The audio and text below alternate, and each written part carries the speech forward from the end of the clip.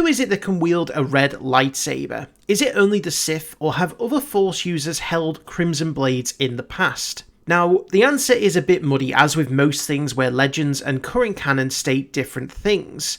The one constant throughout, though, is that Sith are not the only Force users who have wielded red lightsabers. The significance of the colour of a lightsaber blade has changed a lot over the years. The only consistent fact is that it is the kyber crystal within the blade that determines the colour itself. Now, kyber crystals have been a concept since the second draft of the original Star Wars script, but they never actually got mentioned in the original trilogy or any of its novelizations. The initial lore behind them was introduced in later video games and role-playing handbooks, and stated that, for a time, the colour of a lightsaber blade determined what kind of a path a Jedi had taken. But by the time of the prequel trilogy, this had fallen out of practice, and the most common lightsaber colours were blue and green, with temple guards holding yellow blades, and ones that were rarer and seen on occasion were purple and orange. But what about red lightsabers? Some seem to think that only the Sith can wield these, but that isn't actually true across both Legends and current canon.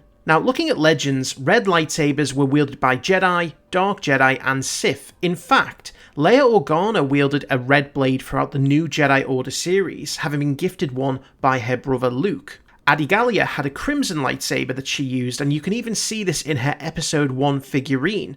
She only changed it after Darth Maul revealed himself, and red was then associated with the Sith. There's also a difference in how red crystals are created. In Legends, they were actually synthetic crystals that were slightly more powerful than natural ones, and were imbued with dark side energy. However, in current canon, kyber crystals were resistant to the dark side, and so the only way for a dark side user to tame one was to make it bleed, essentially wounding an existing kyber crystal until it turned red.